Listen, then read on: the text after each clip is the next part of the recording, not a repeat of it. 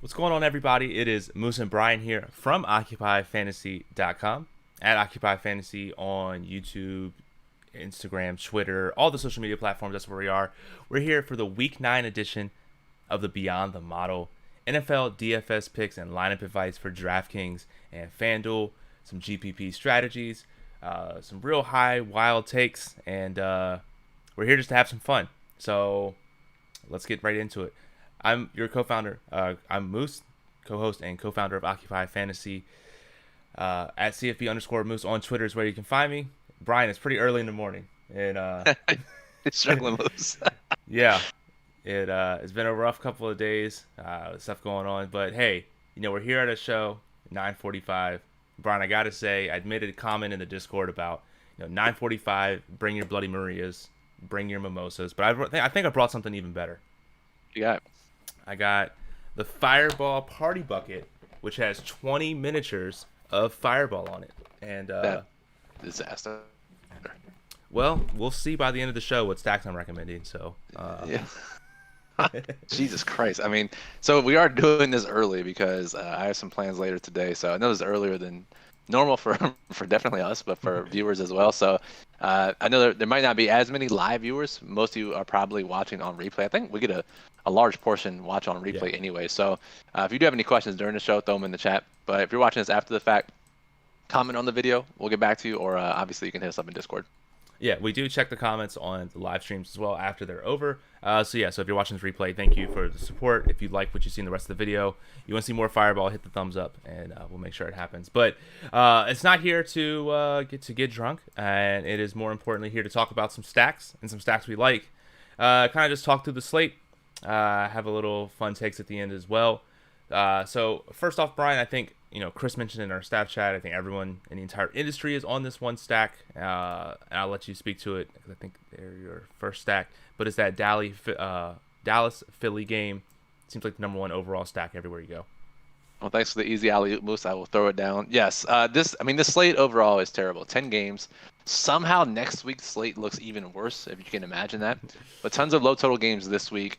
One game sticks out above the rest. But you and I both actually have two games in our top tier, so we actually think there's another game equally as good as this one. It's one of the other three that Chris wrote up in the plug as well. I'll start with the easy one, and it is Dallas and Philadelphia.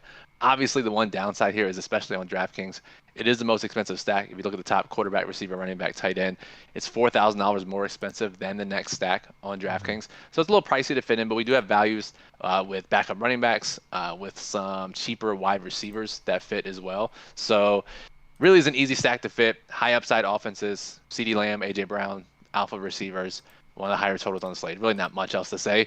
There's just not a lot of fantasy goodness going around, and this one is an obvious one. Yeah, I think we've pointed out to multiple times that when every team is bad, that's the normal. But then, so then you have to just kind of figure out what's good. Can Philly throw the ball well and run the ball well? Can they score? Yeah. Can Dallas do it? Sometimes. They're good teams, and there's not really much else to say beyond what you already said, Brian. It's really not. I mean, it's very straightforward, right? You just look at the offenses on the slate. These are two of the best offenses in the league and on the slate, because we got to figure we have multiple teams that are not on the slate, right? We don't have Kansas City and Miami on the slate. They're in the Germany game at 9:30. We don't have Bills and Bengals. They're the Sunday night game. We don't have the Chargers. They're the Monday night game. And they're also missing the 49ers, Lions, and Jaguars. So all the basically good offenses are off the slate. So this one sticks out. It'll be popular. But it does mean, Moose, if that game fails and you're on any other stack that succeeds, you're likely moving up the leaderboards pretty quickly. Yeah, and I think the one stack that I have outside in my top rankings, I have that as my number one. I have another one that I consider as my top stacks, and that is that Baltimore-Seattle game. Kind of leaning on the same kind of concept. We know Baltimore has a high-powered offense. We know Seattle has a high-powered offense.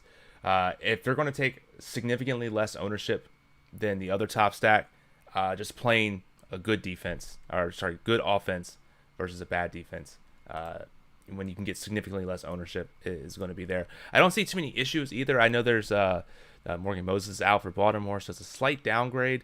And Seattle has had some offensive line issues as well, but they seem to be pretty much, I think they're going to be pretty much healthy this week. But so no major injury worries there. You have any thoughts about that stack? No, I like it as well. When you look at all the metrics we look at, it ranks very highly for me as well. Great alpha receivers on both sides. Zay Flowers, Mark Andrews, Tyler Lockett, DK Metcalf. Metcalf is indeed an underperforming wide receiver this week, so we always like to get those in our stacks as well. And yeah, I think a lot of people might be turned off of this by Baltimore's defense, a great scoring defense. But as we've seen in the past, I mean, look at the Minshew versus Cleveland game, right? Like Mhm. defenses regress to the mean way quicker than offenses do. And so even on a shorter, especially on a shorter slate, even I would say, you shouldn't let the opposing defense really deter you from stacking a game because all it takes is one injury, all it takes is a couple busted plays, and that Mhm. stack blows wide open, or just general regression to the mean, or maybe there's some X's and O's that you and I aren't aware of that Seattle becomes a better matchup for Baltimore than other teams have so far. So yeah, I agree, Moose. I think those two teams, those two stacks, Dallas, Philly, Seattle, Baltimore, they're the main stacks. It's easy to get to. You can play them. They're high powered. If you're playing small field, you're playing multiple lineups. These are stacks you have to get exposure to. And then as you're looking for a higher risk scenarios, maybe you're making a bunch of lineups for small field. Maybe you're making 150, or maybe you have a super high risk approach and you want to fade those two stacks and rotate all these other crazier stacks that we'll get to in a second. Mhm. Yeah, I think those are the two you gotta build around, and then reserve the higher risk stuff for these next stacks. Yeah, and so really quick, just to stay on these two stacks, especially if you're building for like the small field, your satellites, your 100-player tournaments, to try and get different. Are you getting different within your core of your stack, or are you trying to just fit in the studs from these stacks and then fool around with the other? I know there's a couple other values in running back. There's always going to be value in wide receiver. So just kind of curious to get your approach on a slate like this. Yes, so I think obviously the first way is 3-1 stacking, which now we're down to 10 games. We know that becomes more viable than it is on larger slates, and especially becomes more viable when we have lower scoring game environments. If one pops off, we get the most amount of players from one game. So 3-1 stacking, I think, is one way. I truly wouldn't get too different within the stacks. I think you just play one or two low owned guys, maybe three, depending on how chalky the rest of your team is. You just mix in some lower ownership guys Hmm. around it. I wouldn't get different within the stack. I would reserve getting different within the stack for larger contests. Yep, that makes sense to me. Always good to bounce that idea off because it seems like every slate it changes. Yeah, it does, and that's why you have to be agile. And just what worked last week or last slate may not work this week or next slate. Yep. So Brian, so we talked about the good teams. We've only been like 6 minutes into the show. We're already talking about the bad teams. So that just shows what kind of slate it is. And again, if you guys have questions, you want to chat it up, just say hello. You can, or if you want to watch, that's totally fine as well. Brian, let's talk about some of these bad stacks. And so Ready? I'll let you go first. I just had a stack, and it seems like you got some bad ones on your rankings. Of course, I got some bad ones on my rankings. Chris actually likes this one as well. And for those of you who are just this is your first time watching us, Chris is our NFL manager, writes our NFL daily plug for us every week. He also posts a video with all the actual good plays on Friday nights. He likes this stack as well. It's Carolina and Indy for me. Mm. Indy has just been a fantasy goldmine for stacks over the last few weeks, and I don't think much will change this week. The one concern I do have for this game is that they could be down. They being Indianapolis could be down to their third starting tackle, their third string tackle, which isn't great. Obviously, especially when Brian Burns is on the other side rushing the passer. So if those guys are down, that makes it tough. But they're still missing one of their top corners, so that ignites shootout potential. Bryce Young's looked a little more competent in recent weeks and coming out of the bye, so feel a little more confident in their offense. Obviously, they have Adam Thielen until he's suspended for PEDs in his rejuvenation in Carolina. But just a couple injuries and notes to think about as you're stacking this game. So one was Jonathan Taylor. I know there was some speculation that he might have been injured last week. Remember, he had like 90 yards in the first half and then Yeah. barely touched the ball in the second half. Reporter asked him about a play where he came up like stretching and looking gimpy, and he was like, "No, I was doing calf raises." It's like, all right, in the middle of the game, that makes zero sense. But he's now on the injury report this week, so we have to assume he's fully healthy. For Carolina, DJ Chark is a game time decision. Let's monitor that. If he's out, it just funnels more targets to Thielen and Jonathan Mingo. Would also make Terrace Marshall the number 3 receiver and a great cheap Curtis Samuel piece in 3-1 Carolina stacks if you want to get that crazy. But also, so even though Indy is missing at least one, but probably two starting tackles, Carolina's dealing with some issues as well. Justin Houston, one of their edge rushers, is going to be out, and then Von Bell, one of their safeties, are still starting one of their practice squad safeties. So a lot of different injuries on Carolina's side. It's not like they've been a great defense in general. So lots of ways to play this, and then there are some even more. I mean, this game is. I have so many notes on this game, which I don't know if it's a good or bad thing. But Chuba Hubbard's getting the start once again. Has clearly outplayed Miles Sanders, which is great for my best ball squads. Side note, but Chuba Hubbard's gonna get the start. He is super cheap once again, so lots of cheap pieces to help fit in the stack. I love how we're like the first two stacks were like these teams are good, they have good players, they score a lot. There's the other stacks where it's just like we have to have 47 notes to justify why we're doing this game. I know, but also Chris is in the chat, by the way, so Yeah. say what's up to Chris if you're watching. He has a really good point here too, and we need to start considering this, especially as we get into the second half of the season. Historically, and it's very common that rookies perform better in the second half of the rookie year than the first half. Makes sense, right? Get adjusted to the league. That obviously bodes well potentially for Bryce Young, Jonathan Mingo of Carolina. Yeah, I mean, especially with Juju Brent's out, Mingo's going to be getting that boost anyway. I like that stack. More and more as I talk through the show throughout the season, been playing, especially in these 100-player leagues, even in hybrid, so any type of contest, pretty much. As long as they're not like completely awful stacks, I'm loving playing these cheap stacks that let you fit in a lot more studs around your, like having a core of studs and like swinging around a bunch of different cheap stacks. I've had a lot more success that way doing that. So yeah, I mean, you just figure, right? Like to that point, if scoring is down around the league, which it is, it makes it a lot harder for the higher price stacks to justify their price tag and pay off their price tag. So you play the lower price stacks, it is easier for them to hit value, and it's easier to fit in the players that are actually in good spots that are more likely to play off their price tag as a one-off. So I agree with that. I think it's definitely a meta that we need to be considering strongly in smaller contests. Yeah, it's just like it's like you can't have Miami score 72 points every week or whatever it was, and yeah, right. But we'll digress. See, we got some people here in the chat. David says thoughts on the Commanders Pats games. We'll get on to that in a second, actually. Ronald King says hello, and Chinedu says... told people to say hello in the chat, Moose, so fairly... yeah. Ronald said hello. Oh, thanks, Ronald. Thank you, Ronald. And Chinedu says thoughts on Noah Brown. I guess we can tie that to the next stack that I was going to talk about. I think... that was in my next actually stack there. That Houston and Tampa Bay game. Noah Brown, he led or tied the team for most routes run last week with Robert Woods out. So if that keeps up again, I like Noah Brown. That looks good. I don't know. It's just I like the stack. I don't know if you can fully stack it. Your 2-1, 3-1. It's going to be interesting. Dameon Pierce is out, so there's going to be a little bit of weird workload with the running back situation there. Brian, what's your thoughts on this? It just seems like, again, one of those cheap stacks. They rank highly in the model. Cheap tight end, Dalton Schultz, only 4,200 on DraftKings, 5,400 on FanDuel. Low owned stack. Are you mixing in any of the running backs here in the stack? Just kind of curious to get your thoughts. Yeah, I'm starting to think, as I've looked at the slate more and more over the last 24 hours, digested Chris's thoughts, looked at the model, looked at ownership. This might be a lock button running back scenario.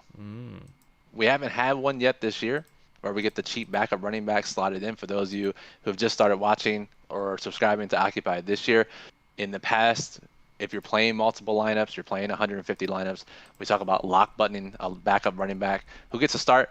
That is the case here for Devin Singletary, who's already seen more touches than Dameon Pierce over the last couple of weeks. A little bit of a change in tide in their roles there. Now, Pierce out, Singletary, super cheap. What are his prices on both sites, Moves? Do you have it pulled up? Yeah, Singletary, 4,300 on DraftKings, 5,300 on FanDuel, and $13 on Yahoo. So definitely on Yahoo. I honestly think, and when I built lineups, I was getting a ton of him anyways with the stacks I put into the lineup builder. I would say, unless something dramatically changes, I think there's a very strong case to go 100% Devin Singletary in your lineups. And here's the thing. He can still fail, and you can still win a GPP. If you remember, we always bring up this example, the Jalen Samuels scenario, where he pretty much failed he was cheap. I played him in 100% of my lineups on FanDuel that week. 150 lineups, I played him in 100%. And he scored 9 points on FanDuel, 8 points, whatever it was. It wasn't a ton of points, right? It didn't like exceed value. And I still won 100K with it. So the point is they have huge upside. And even if they fail, their cheap price tag still allows you to win GPPs. Yeah, exactly. And you figure if ownership's not fully updated for that situation yet, but even if he is, again, he's going to be so popular that if he does fail, it's not going to hurt you too bad. So right, yeah, definitely. And he's good, right? Like this is like a veteran running back. We've seen him succeed in this type of scenario before. He's not some random guy coming in. So I feel more confident that it is someone like Singletary. Yeah, absolutely. When in doubt, play the good plays. So, yeah. So that I do. So to answer his question, I do like Noah Brown. I do like the Houston Tampa Bay stack. Well, Brian, for your next stack, I'll kick it over to you. Man, this is where we start losing viewers, I think, Moose. A stack that I like, I don't know if you like it as much. It's Chicago, Chicago and New Orleans. But the one tough thing about New Orleans stacks is even though they rate well in metrics, you still have the Taysom factor that could completely blow up the stack, right? Derek Carr is an example last week. Was looking great. It still did well, paid off his price tag, but could have had a huge game if Taysom Hill had not vultured those touchdowns. So we still have Chris Olave, perennial underperforming wide receiver. He's now up to 60 expected fantasy points over the last 3 games, and he is underperformed by 20 expected fantasy points. Everyone saw the clip last week off his face mask, easy 40-yard touchdown. I mean, this guy's going to have just an explosion game at some point. I may be bankrupt by the time it happens, but he will have a huge game at some point. I like this a lot. Chicago's missing 2 of their primary defenders, Jaquan Brisker, their safety, Terrell Edmonds, their middle linebacker. So, Tremaine Evans, his brother, middle linebacker. So that obviously boosts New Orleans' offense as well. I mean, if you want a microdose, you can play Chicago side, Tyson Bagent, who's looked competent, right? Like not great, but I think competent, right? We get some backup quarterbacks that look like they're never going to score. I don't think Bagent's that guy, right? He can at least move the ball, make some plays. He can run a little bit. So he played Bagent with DJ Moore, Cole Kmet, running back one of the New Orleans guys, which may be even the best option, right? If you don't want to get screwed by Taysom. So I think there's just another example of the new meta moves of cheap stacks that allow you to fit in studs. When you were like, I gotta say, when you were like, the one thing about playing New Orleans stacks, I thought you were gonna say is that they suck, but but also that too. Yes, no. When I saw this on your rankings, I said again, the Taysom factor, Olave just can't catch. He catches worse than I used to when I used to play any sport. But like, I didn't like the New Orleans side. The more I look into it, Chicago side might be okay. I mean, like you said, Bagent, he's fine chucking the ball down. Running drives and actually looks okay. I'm not saying he looks good. He looks okay. And at 4,900, he's actually kind of expensive on FanDuel, 6,600. Yeah, I'm not sure I'd play him on FanDuel. Yeah, I wouldn't play him on FanDuel, but on DraftKings, he seems like a cheap play. That 10-point spread is when you kind of don't want to bring back in stacks, but it is a smaller slate, so I can see you do it. I can see you play Bagent, someone else from Chicago, and then maybe running back with Olave. Shaheed just scores a 40-yard touchdown every play and actually catches the ball, so maybe you want to play him instead at like 1/10 the ownership. That's true. So there's weapons all around. So I don't hate it. I just don't think it's going to make my rankings. I think that's fair. That's fair. And we have a question from .bets in the chat. .bets is partnered with us. He does a betting show every Sunday morning, uses some of our tools. Give out some great bets, so go check out his channel as well. He has a question. Singletary lock button over Keontae Ingram, who's the same price. So Arizona, Amari DiMercado, this is how deep they're getting onto their roster. So James Conner's on IR. Amari DiMercado has been the starter for the past couple of weeks and has looked good doing it. He's also out this week. So Keontae Ingram is going to get the start.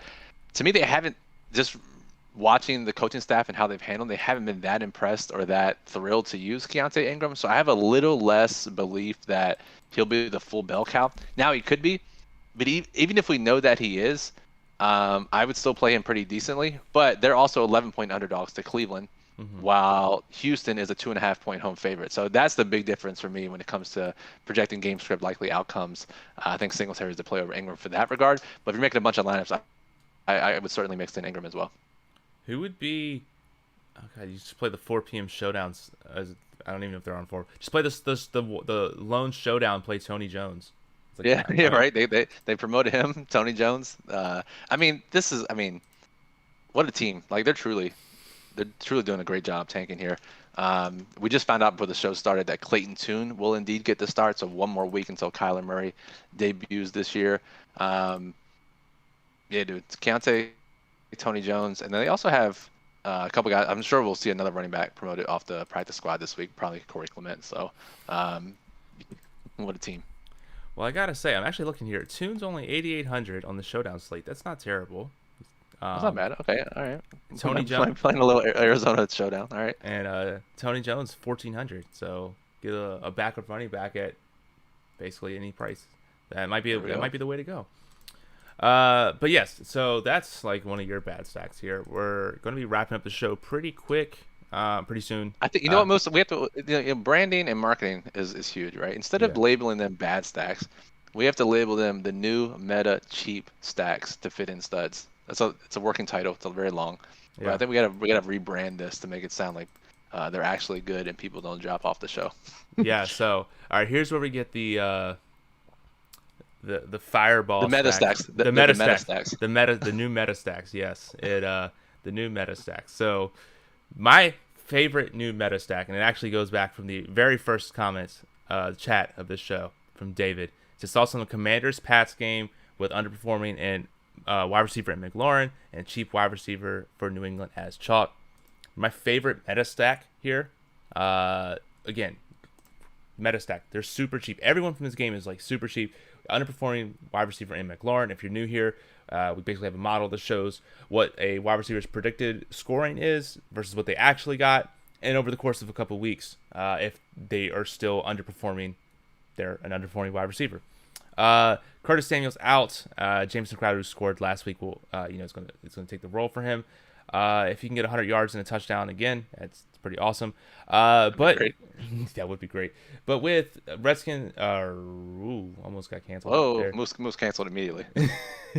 Sorry, all my friends. But there's actually a rule that you can't get canceled before 10 a.m.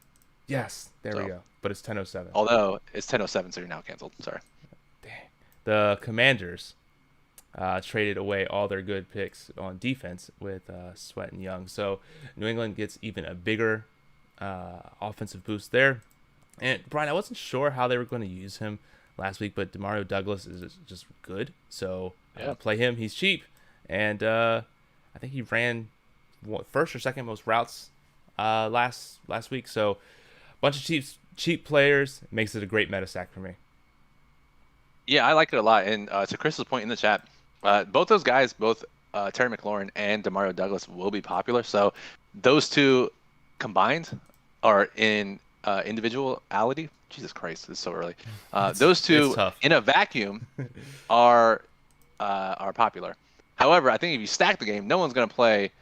I think some people might play Howe, especially after last week, but no one's going to play Mac Jones, and no one's going to 3-1 stack this game.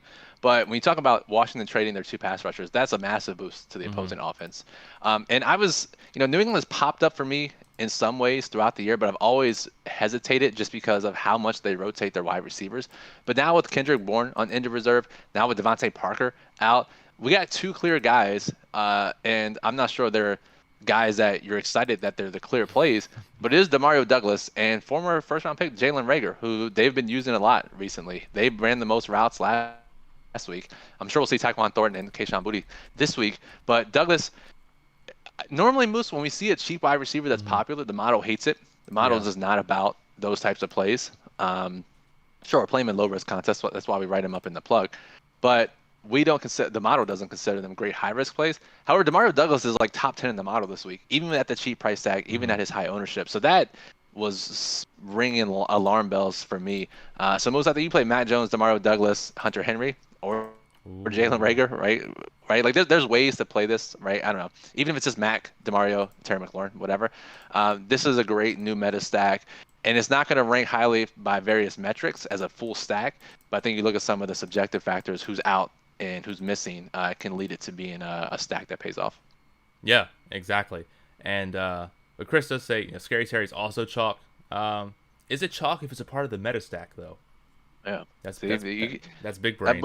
But honestly, though, like we talk about players being popular, and we talk about this. Or I know there's been a great discussion in our NHL channel in our Discord server about this, where you can you can eliminate, or you can my words are just not working this early. You can offset some of that chalk by stacking. Like we see in NHL is a wild example where like a very popular center will be 20% owned, but his line mates who are extremely correlated to his performance are like 5% owned. Yeah. So despite the correlation here, we'll see Terry and Demario Douglas be popular, but their correlated stacking partners, their quarterbacks, won't be as popular. So you can kind of offset that chalk aspect a little bit by stacking this game. And again, this is I would just say, we've said this a couple times so far this year, Moose, try it out. Just like go hand build a lineup and start with Washington, New England stack, and then build around it and see how powerful it looks. And I think you'll be surprised at how good it does look. Yeah, you can kind of just. I was playing around with it. You can kind of just fit it any way you want with any of the studs you want as well, especially with all the cheap running backs as well going on. So, really good slate from there. And DFS says, which performance are you saying was more BS than the other, Crowder or Dotson? I think we're saying Crowder. Yeah, I think probably Crowder, just given Dotson's pedigree and preseason ADP. But I will say, while it has been in garbage time, Crowder has 9 receptions on like 14 routes so far this year. So I don't know. Maybe Hal truly does like him, and Crowder is super cheap. I think Dotson's probably the better play, but there is something to be said about that small sample. Yeah, exactly. Hey, and it doesn't matter if it's in garbage time. I mean, there's still points. True. Point to point. Points are points. Cool. So I think, people are talking about the Olave will actually do well the moment we all fade him, and that will absolutely happen. Here's the thing: we're never gonna fade him though. we're gonna keep playing him, and then we'll see each other in bankruptcy court. Mm-hmm. Yeah, exactly. We're all just gonna collectively tell the judge, but he was underperforming. Yeah. Send them all to prison. Okay. Judge is gonna be like, bro, I know. He's like, guys, my case is right after this hearing, so I'm with you guys. Were you gonna say something? I was gonna say, are there any other stacks? The other new meta trademark stacks? Minnesota, Atlanta. I mean, if you could look at the quarterbacks playing this week, it's so bad. The NFL is in a really bad state right now. Yeah. But you got Arizona, Cleveland, Minnesota, Atlanta. Giants and Raiders, Arizona. All right, I just said Arizona, Cleveland. Yeah, I don't know. I mean, those are stacks that make some sense as well. Go try it out. I think that is the key takeaway from the show every week is go try it out. Just see what it looks like. In the builder, just lock that game and see what the top lineups look like or hand build. That's the biggest thing. There is one more note I want to talk about here. Of course. Is a player, a subjective factor. He might just randomly end up being 15% owned because that's how NFL DFS is these days, despite doing nothing so far. It's Aaron Jones, who has been on the injury report all year, right? And all the coaches' comments have been, he's not 100% yet. We're going to ease him back in. We got to monitor his workload. All of a sudden, Matt LaFleur this week out of nowhere was like, yeah, he's good to go. We're going to unleash him. Uh-oh, that's a big change in tune from how you've been talking about Aaron Jones the first 8 weeks of the season. So I think we take that at face value and consider Aaron Jones in some lineups as well, in high-risk lineups, because if he is unleashed and up against the Rams, who might not have the ball a lot if Matt Stafford doesn't play, could be a massive game for Aaron Jones. And I think the reason he will catch some ownership anyways is because they are favorites, and it could climb even more, which would be annoying. We would hate to see him be 15-20% owned on a slate where he finally explodes, but that would just be par for the course this year. What do we always say in Discord? This person only scores when they're 30-40%. So yeah. So cue it up. If he ends up 5%, he won't score. No, absolutely not. It's the new meta. Looking at here at my rankings, I honestly don't. I mean, I barely even push for the stacks that I had. Basically, the way this slate goes, Brian, outside of these top handful of stacks, I think if you just try it, and if you find some reason to like the quarterback, wide receiver, or quarterback tight end pairing that you like, you can make any case for it, then sure, try it. Go ahead and play it and see what happens. I think that's kind of what this week is. Totally agree. I mean, most of the totals are pretty low.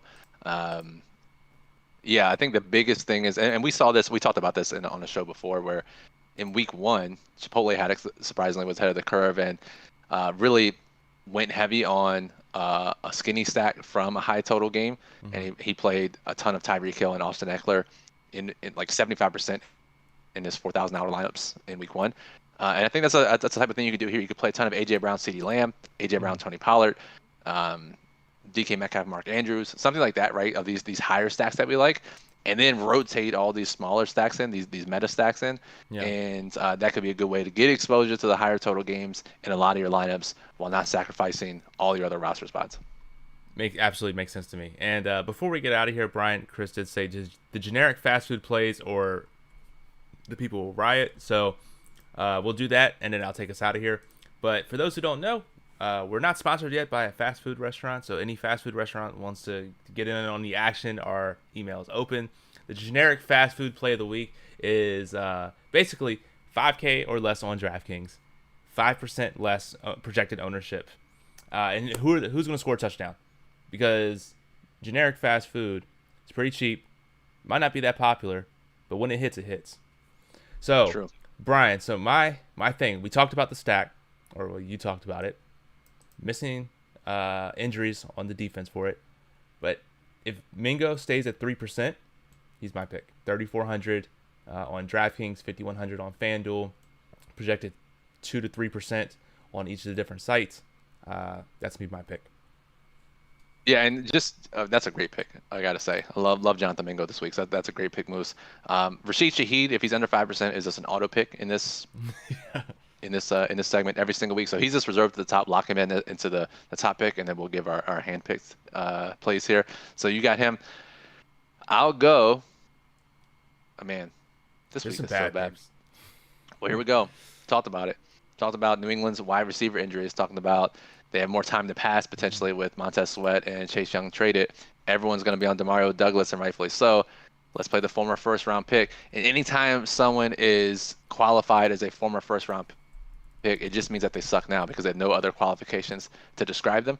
He was a former first-round pick. Jalen Reagor. They like him for some reason. Not that New England has been a great talent evaluator at receiver basically ever, but they've been playing him a lot. He's going to fill that outside role with Devontae Parker out, has speed, and is roughly 0% owned. So I'll go Jalen Reagor. All right. That sounds like a plan to me. So any last questions? If you're here, if you like the video, definitely go ahead and hit the thumbs up. If you're watching the replay, you have questions, go ahead and comment down below. Hit the thumbs up again if you like it, bell notification, all that good junk. If you have any more questions too, you want to join the Discord, occupyfantasy.com/Discord is how you can join. Chris will be in our Discord live tomorrow. .bets has a show tomorrow morning as well, so definitely go ahead, subscribe over to .bets, get notified of his show that goes live tomorrow. Any last thoughts, Brian? Just monitor. We'll get a big ownership update push here in the next couple of hours into the model. So make sure you check back for that. We'll do the final projections and ownership update by tomorrow morning at the earliest. Remember, there is a 9:30 game in the morning. So make sure if you're playing the showdown for that. We have ownership up for that in the next couple hours as well. So big ownership updates for all tomorrow's showdown slates as well. So check that out. And then I think that's it. NBA live stream. Our team has been crushing it for NBA. If you play NBA DFS, yes, they're going live every single day. That includes Saturday and Sunday. So make sure you're subscribed to the channel. I think it's 5:45 every night so far. That may change in the future, but subscribing is the best way to get notified when they're live too. Absolutely. Yep. So until next time, Moose and Brian from Occupy Fantasy. Have a good day.